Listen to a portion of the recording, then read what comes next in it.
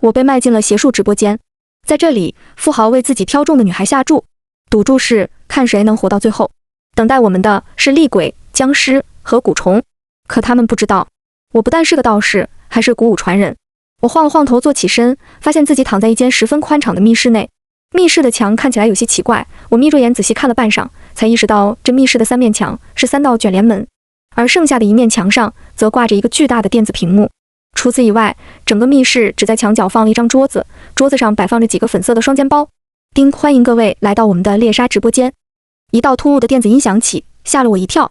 此时，横七竖八躺了满地的其他女孩也悠悠转醒，大家面面相觑，脸上全都是茫然和恐惧。我看了眼她们身上穿的衣服，紧身运动背心和短裤，胸前背后甚至手臂上都贴着号码牌，乍一看像是一群参加奥运会的运动员。我忙低头看了眼自己的衣服，黑色运动装，胸前有个大大的数字7。现在开始下注，本次参赛的选手一共有20位。如果你挑中的选手能活到最后，你将获得下注池内所有奖金。现在你有5分钟的下注时间。头顶的喇叭开始播报，电子屏幕上也跳出了几行鲜红的大字。我站起身看着那些跳动的字，心里头的火气蹭蹭往上冒。他大爷的，这赌的不是钱，是20条鲜活的人命啊！我叫陆灵珠，是一个道士，乃是正宗的茅山子弟。我们茅山门派一分为2，外门入室，广开道场，慢收弟子，成了有名的道家圣地。而内门则是隐于深山，代代亲传。外门主要是做一些水陆道场、画符、看相之类的玄学基础。而我们内门一派，则是负责降妖除魔、抓鬼驱邪，并且从3岁启蒙开始，就要刻苦学习传统武术。我之所以出现在这里，是因为我朋友木琛，他家被他叔叔布置了十分恶毒的风水局，差点全家死光光。我救了他以后，他叔叔借机死遁，人间蒸发了。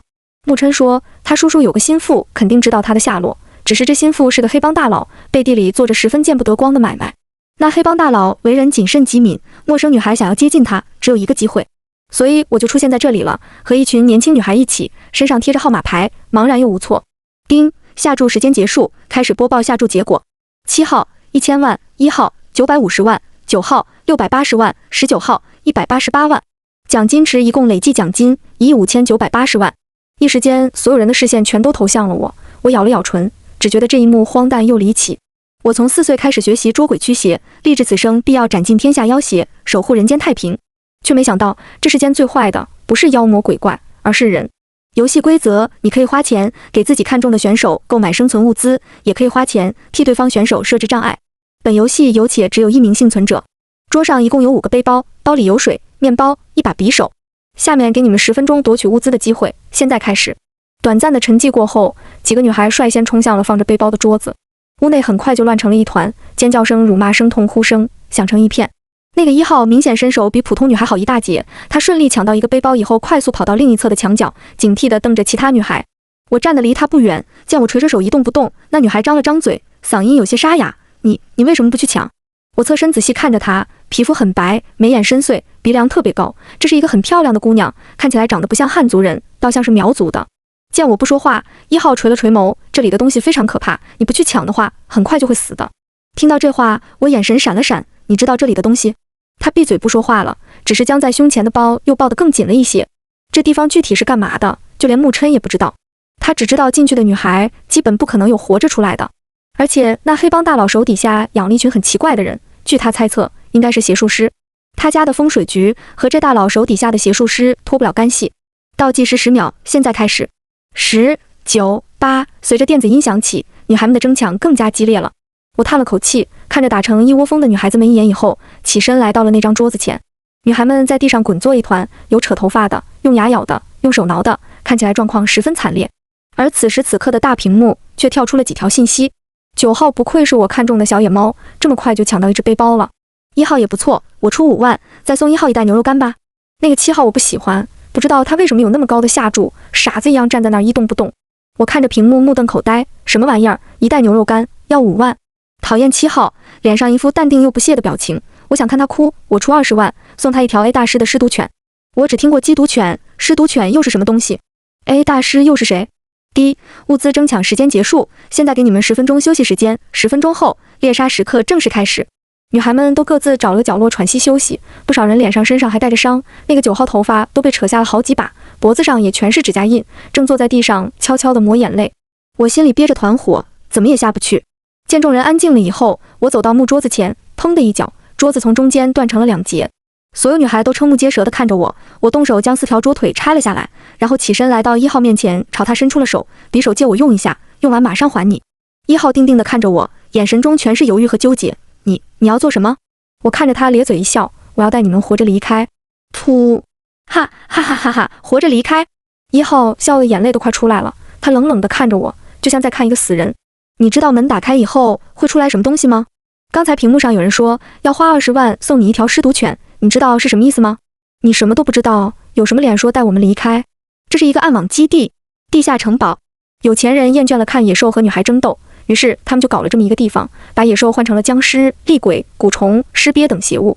比起被野兽干净利落的咬死，显然看漂亮女孩被邪物折磨，让那些变态富豪更激动，也更为兴奋。这基地养了很多邪术师，他们有的擅长养尸，有的擅长养蛊。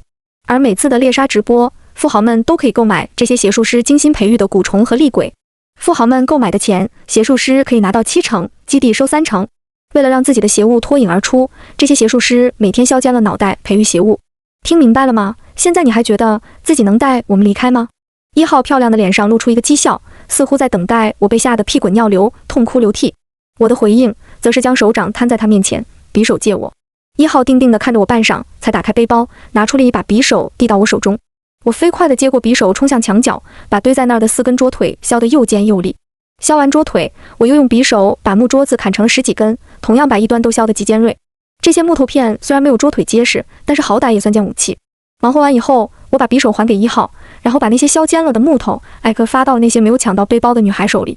气氛有些安静，女孩们红着眼接过我的木枪，有几人更是忍不住痛哭出声。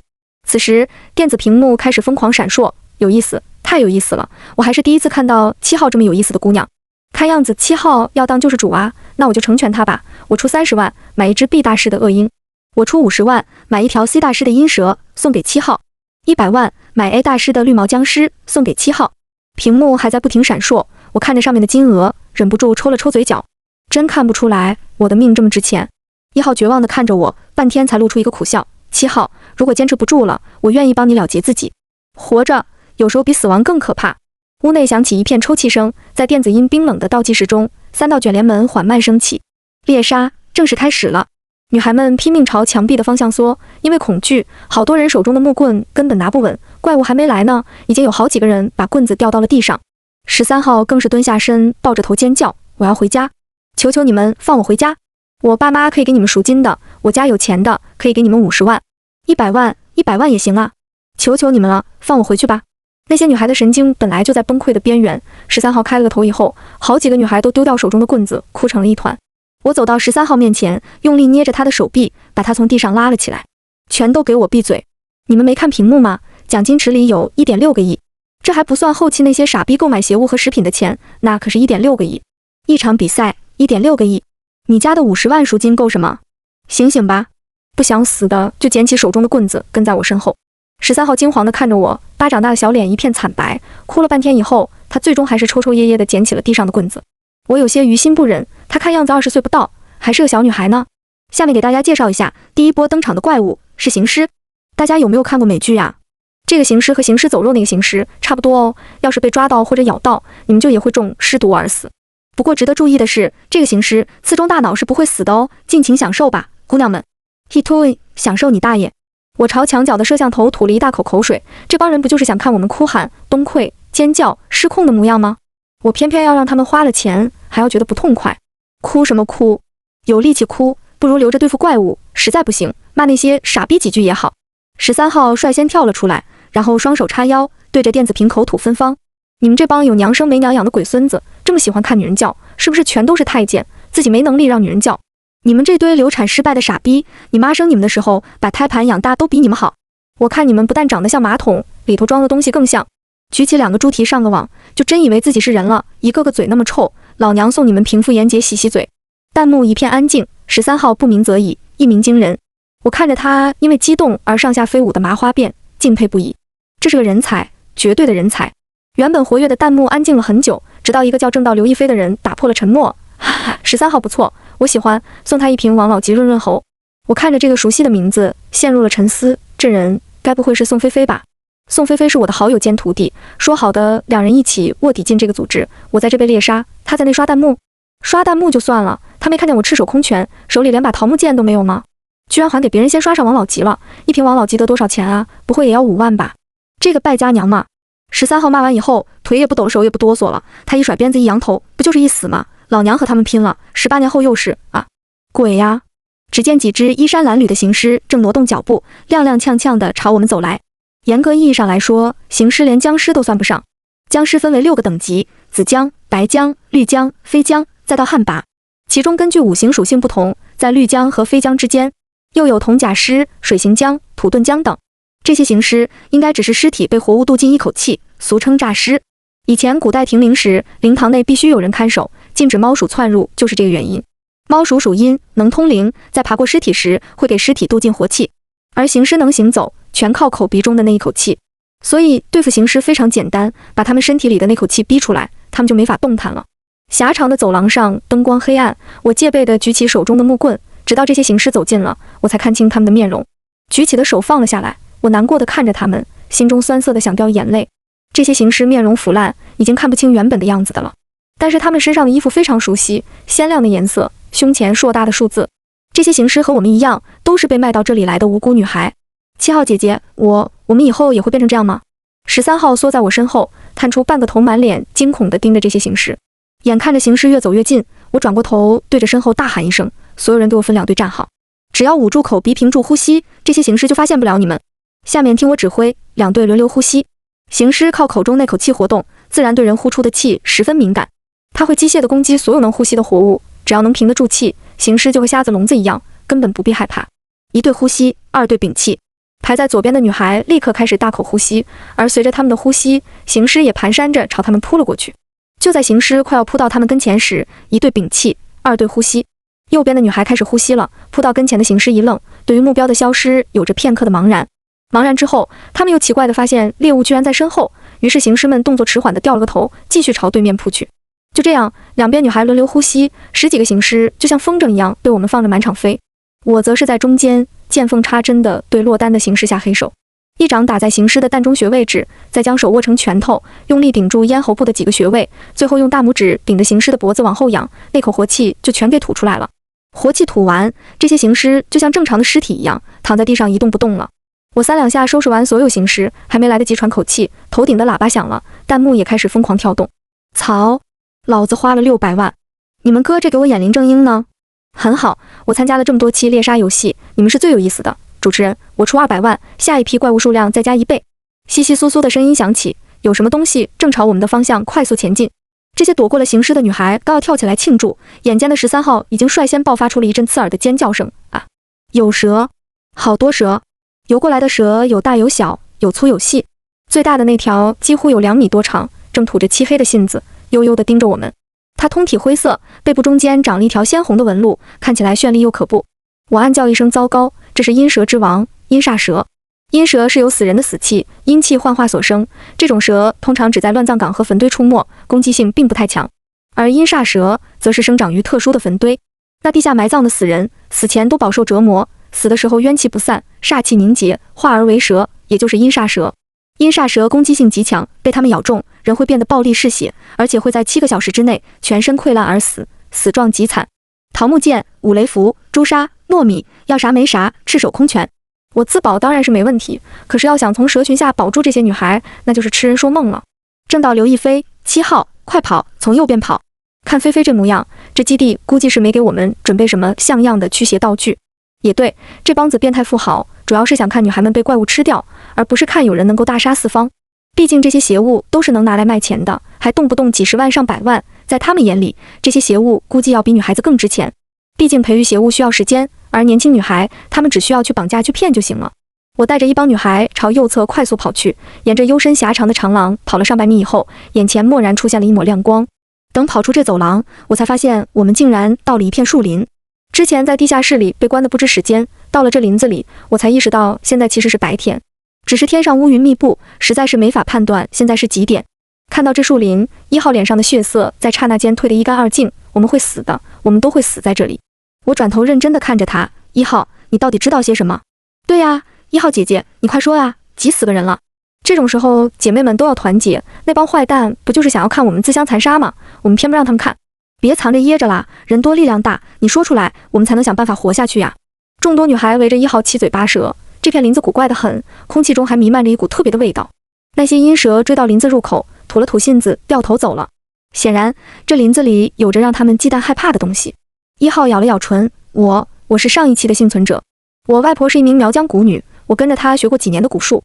众人都有些惊讶，我了然地看了看她的指甲，蛊虫洗洁，蛊女的手往往比普通人要干净上许多。从第一眼看到1号，我就知道她是个蛊女了，这也是她能在上一期猎杀中活下来的原因吧。还有之前的下注，难怪1号能以950万的高额悬赏稳居第2名。至于我的1000万下注，除了宋菲菲，还能有谁？林子里住着一个南洋蛊师。说到这，1号红着眼眶，当着我们的面拉低自己的背心领口，一道狰狞红肿的疤痕贯穿了他白皙的胸口。他剖开我的心脏，硬生生挖走了我的本命蛊。所有女孩都倒抽一口冷气，我也叹了口气，本命蛊被挖，1号的寿命也快走到尽头了。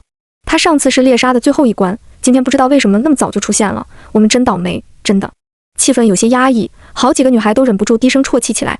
我拍了拍1号的肩膀，对着空中大喊一声，震到刘亦菲，我饿了。之前那些傻逼给我买的什么绿毛姜、鹰、行尸犬都还没出现呢，估计是菲菲给我指的路，避开了那些鬼东西。我招呼他们坐到草坪上，怕啥？先吃东西，都饿了吧？有我在，你们放心，我肯定能带着你们离开。1号犹豫了一下，最后咬着牙把他的背包中的匕首递给了我。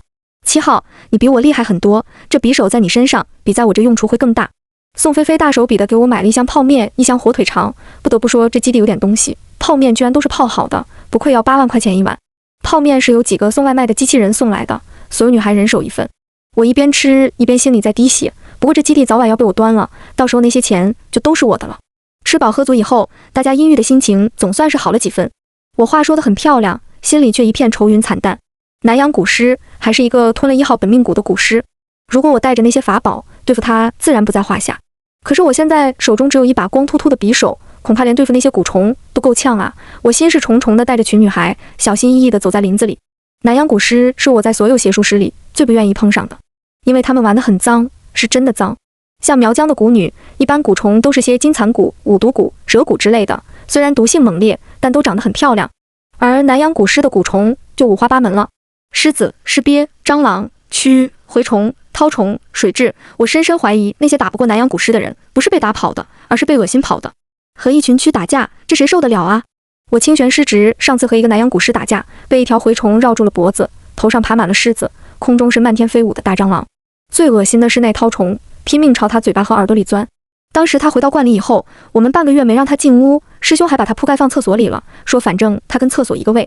最后清玄含恨离家出走，走了1个月，师兄才让他进门。想到那场景，我忍不住打了一个哆嗦，可怕，实在是太可怕了。什么声音？唰，一道白色的影子飞快地从我们身前掠过，然后躲到了一棵大松树后头。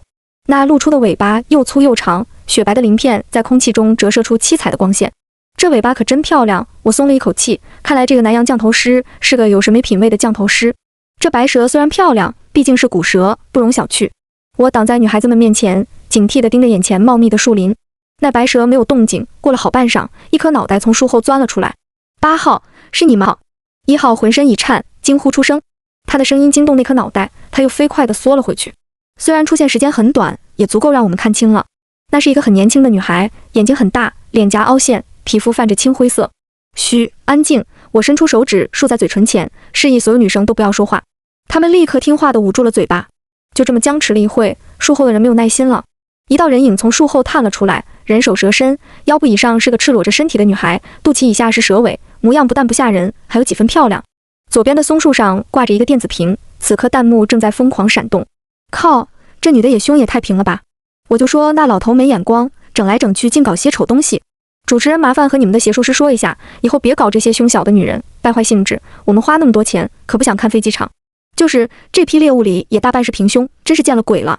我用尽洪荒之力才克制住自己打碎那电子屏的欲望。菲菲也在刷弹幕，她还要给我指路呢。我要冷静，冷静。1号此时正死死地盯着那女孩的脸，满是震惊。不可能，这不可能。8号不是死了吗？为什么？为什么？我用力捏着她的肩膀，愤怒的声音几乎是从嗓子眼里挤出来的。她被炼成人蛊了。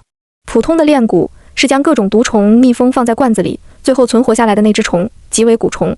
而人蛊是将活人和蛊虫关在一个屋子里，那些活人都用秘药泡过，百毒不侵，而且他们的身体里秘术吊着一口气，只要能撑过21天的百虫撕咬、钻心、啃蛊，最后活下来的即为人蛊。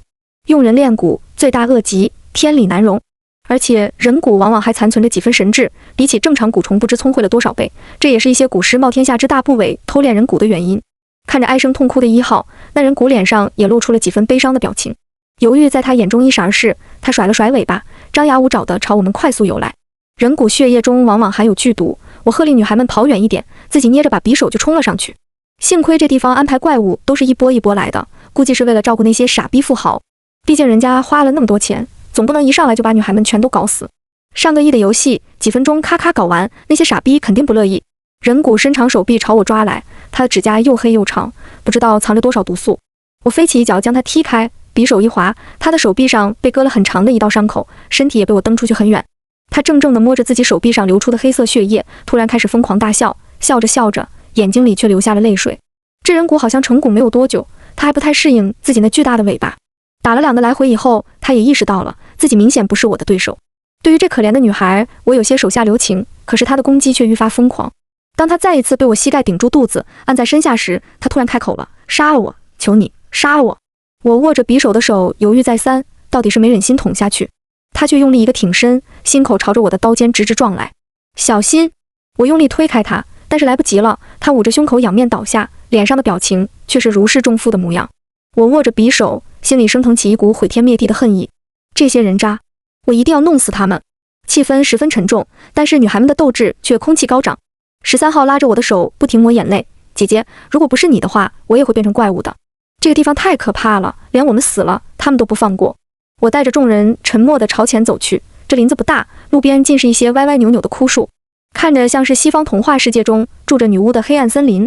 没走多久，我们就来到了这片林子的尽头，几间简单的小木屋，木屋外用竹篱笆围着一个小院子，院子里还种着不少模样古怪的毒草。呱！一阵响亮的叫声响起，木屋里跑出来一个人。这已经不能称之为人了，只见他上半身是一个巨大的蛤蟆头，背上全是密密麻麻非常恶心的疙瘩，而下半身却是一个不穿衣服的女人形象，2条长腿光洁白皙，漂亮的可以去当丝袜模特。问题来了，鱼手人参，人参鱼手，该怎么选？刺激、精彩、有趣，这老头屋里好东西可真不少。木屋的墙壁上也挂着一个电子屏，屏幕上不断跳动的弹幕看得我脑壳冒火，选你爹选！你们这帮猪脑狗心的东西还选上了？是。你们最会选，人不当非要当畜生，饭不吃非要吃屎，人话不会说就爱喷粪。不过这也不能怪你们，谁叫你们是那神农架野人的弃婴，化粪池堵塞的凶手呢？一天天的啥也不是的缺德玩意儿，有你们这种子孙，你们祖坟爆炸产生的能量都能发射卫星上太空了吧？13号不愧是我的嘴替，骂得我通体舒畅。弹幕安静了好几分钟，才开始继续跳动。神秘的大神购买2只僵尸送给13号，农村绅士购买子母鲨一对送给13号。13号脸色一白，刚才插着腰骂人的气势瞬间就怂了。结，老头子我的屋里好生热闹啊！就在这时，木屋内走出来一个穿着黑袍的老人，皮肤黝黑，眉毛和头发光秃秃的，一笑露出一口烂黑牙，看起来比那蛤蟆还要吓人。正道刘亦菲，靠，你瞅到我的眼睛了啊！我的眼睛！正道刘亦菲购买10只僵尸，20只饿死鬼，80只千足骨，30只吊死鬼送给 A 大师。礼物只能赠送给猎物，不能赠送给大师，本次购买取消，希望正道刘亦菲遵守游戏规则。那大师没看屏幕，依然咧着嘴，心情愉悦地盯着我们。好，这次又来了这么多新鲜的试验品，我的那些宝贝们都已经等不及了。我凌空飞起一脚踢在他肚子上，还没等他落地，拳头已经暴风雨一般落在了他身上。这蛊师身上毒物众多，手段又很辣，手上空无一物的我斗起法来不一定干得过他。但是我除了是个法师，还是个武师。法师会武术，就问你挡不挡得住。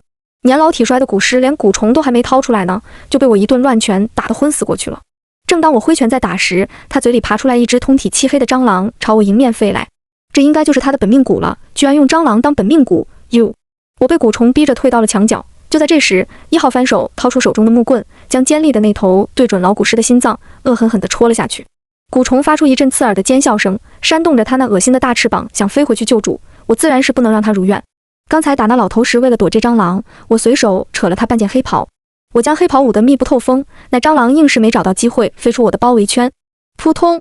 大蟑螂突然抽搐了一下，掉在地上，然后躺在那一动不动了。我捏着黑袍转过身去，发现这老头已经被愤怒的女孩子们砍成了一堆肉泥。本命骨和主人一体共存，老头死了，那蛊虫自然也就死了。我们把他的屋子翻了个干净，最后烧了一把火，连屋带骨全给烧了。熊熊大火中，电子屏幕发出刺耳的机械声，猎物违反规则，游戏开始启动 B 计划。这傻逼地方的规则就是只准他们杀我们，我们不能反杀他们。呸！我朝着电子屏幕用力吐了口唾沫，带着女孩们反身朝原路走去。咣！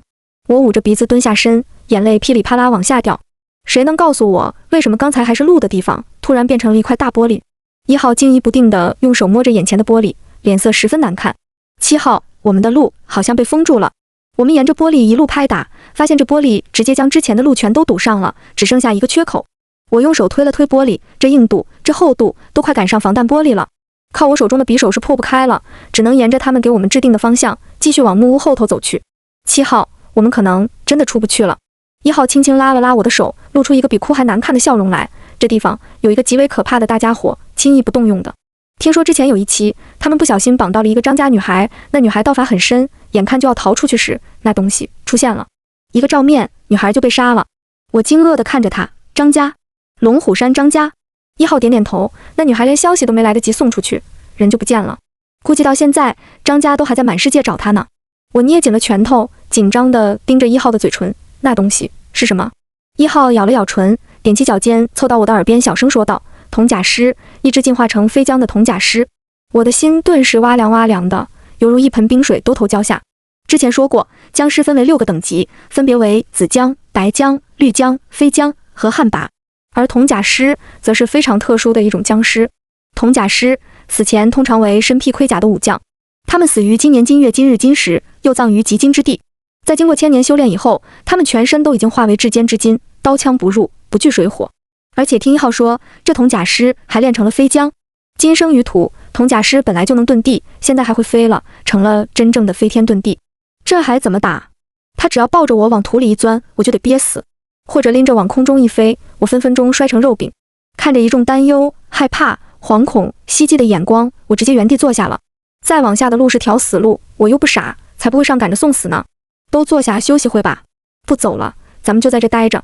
不过那些傻逼是不会就这么轻易放过我们的。果然不出我所料，坐下没多久，我们身后就不断有嘶吼声和脚步声传来。听那动静来的家伙还不少。7号，我们跑吧，我宁可被那僵尸一巴掌拍死，也不想死在这些奇怪的虫子和毒蛇嘴下。我也是，我最怕蛇了，呜呜呜，我还是让僵尸一口咬死吧。他们说的对，那么多恶心的东西，我赤手空拳的，根本就护不住他们。反倒是那僵尸都是1对1，我估计还能拖一会。我带着众人朝前跑去，跑着跑着就来到了一处山洞。洞内很干燥，两侧还点着火把，看起来像是一个墓室的墓道。当我们进洞以后，洞顶的石门落下，我们所有人都成了瓮中之鳖。别往前走了，你们就在这坐着吧。天无绝人之路，不就是铜甲尸吗？我不信我堂堂道门刘亦菲会死在这么一个破山洞里。1号一把拉住我的手，眼神诚恳而坚持，我跟你一起去。我笑着揉了揉他的头发，不行，你会拖我后腿。我叫阿桑，你叫什么名字？1号上前一步，眼中有泪光闪动。13号也扑过来抱住我的腰，姐姐，我叫张家宝，我会永远记得你的。我朝他们摆了摆手，我叫陆灵珠，放心吧，我说过我会带着你们所有人离开的，你们就等着我的好消息吧。我哼着歌朝山洞深处走去，这洞内倒是挺宽敞的，没走多远，右侧的墙壁上出现了一个电子屏，弹幕在不停跳跃，真可惜，看不到7号这个圣母被捏死了。这僵尸规矩可真多，还不喜欢被监控，老子可是花了钱的。主持人，等下让僵尸出来杀他们，我要看到那帮小婊子被僵尸一个一个玩死。对，玩得越花越好，我喜欢看。我努力将怒火憋到肚子里，仔细看着弹幕上的字。什么意思？这僵尸不喜欢被监控，所以摄像头只装在墓道上，墓室里没有。挺好，我可不想被这些傻逼看到我被僵尸揍得狼狈模样。我一步一步缓慢又坚定地朝前走去。我自小是个孤儿，是师傅在道观门口捡到的。从4岁入道以来，我遇到过凶悍的厉鬼、狡猾的邪术师，还有残暴的妖物。我害怕过，犹豫过，迷茫过，恐惧过，但是从来没有退缩过。虽千万人，无一往矣。除一方妖邪，守人间太平。这是我的道，我不能退，也绝不会退。我推开沉重的铁门，一口巨大的铁棺静静地卧在石室中间。砰！随着一声巨响，棺盖落地，砸起一片尘土。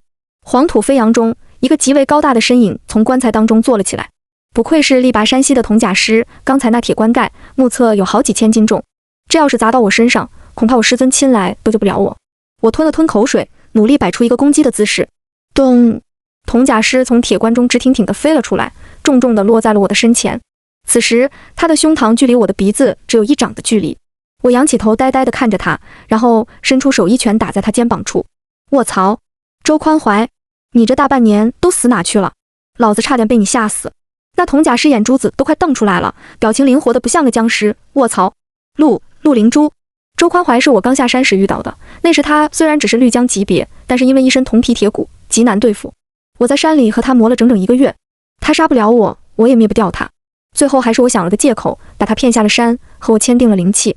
契约中表示，我帮他修功德金光护体，而他则要给我打工100年。僵尸逆天而修，为天道所不容，一旦修为突破，便要引来雷劫，而功德金光能掩盖他的气息，使他可以顺利晋级。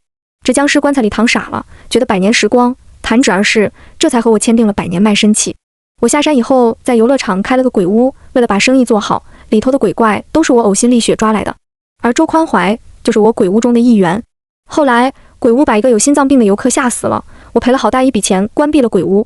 周宽怀当时说他要去山中修炼几天，这一走就人间蒸发了。你这鳖孙，你居然敢旷工，你可是和我签订了灵契的。我用力踢在周宽怀身上，他一边跑一边委屈巴巴地朝我抱怨，这可不能怪我，我当时进山修炼，谁知运气太好，居然碰到了月华。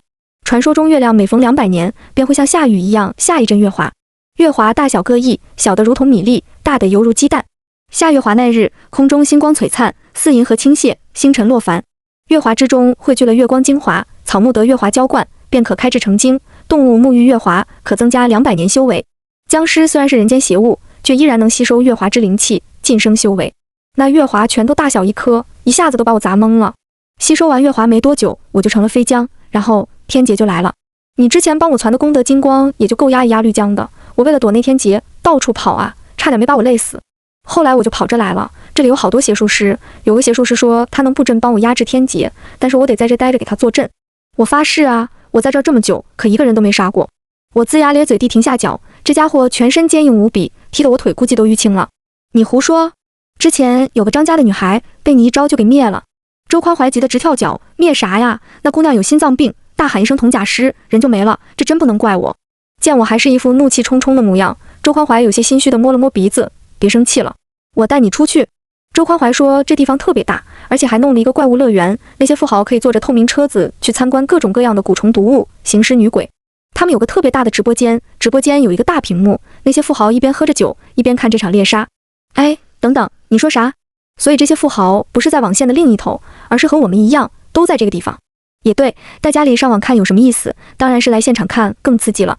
参观完怪物乐园，近距离接触完这些邪物，等会看直播时，才能更深切地体会到女孩们的绝望和恐惧。好啊！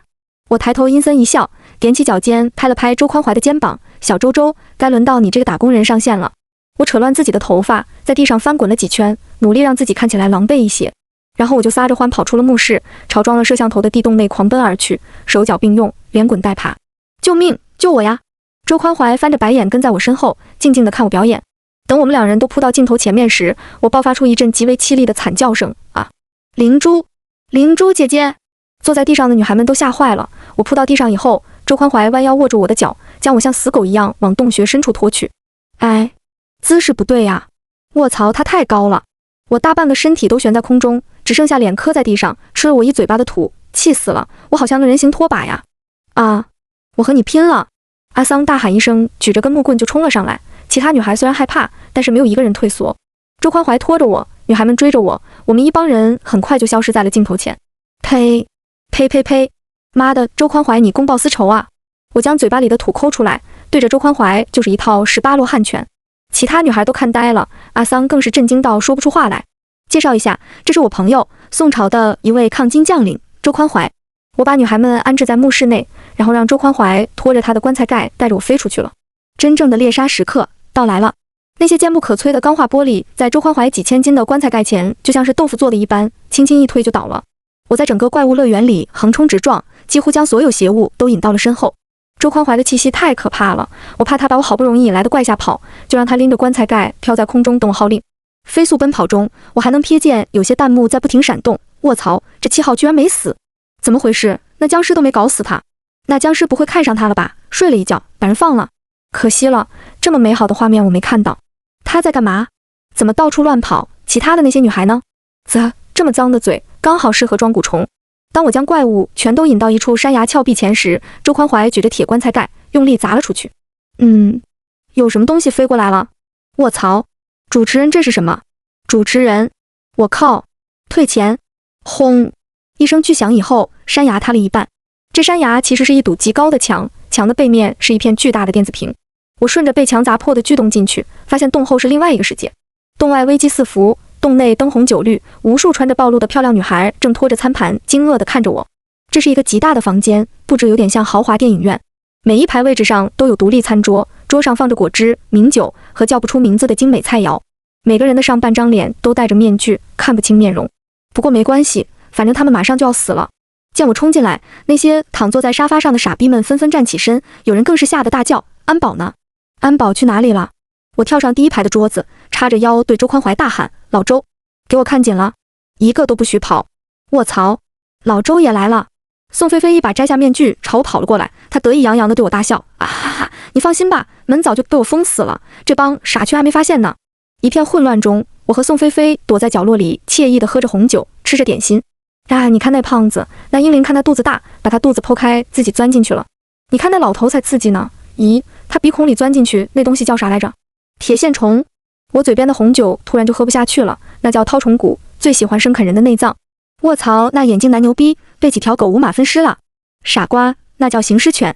这些仗着自己有钱就高高在上的富豪，面对怪物时，好多人都吓尿了，那表现比刚才的女孩子们可差远了。尖叫声、唾骂声、求救声，还有怪物的嘶吼声，我掏了掏耳朵，觉得有些烦躁。这屋里就这些富豪吗？那些基地的工作人员，还有邪术师呢？宋菲菲顿时来了精神，嘿嘿，我布了一个5雷诛邪阵，就差几个关键地方和阵眼了，这不等你来吗？行啊，菲菲出息了。我欣慰地看着她，将杯中红酒一饮而尽以后，跟着宋菲菲溜了出去。周宽怀带着女孩子们跑出了基地之外，我在她身上放了舍利子佛珠，暂时掩盖住了她身上的煞气和湿气。我则是反身回到那怪物乐园中，义无反顾地将阵旗插入了诛邪阵的阵眼。轰！轰隆隆！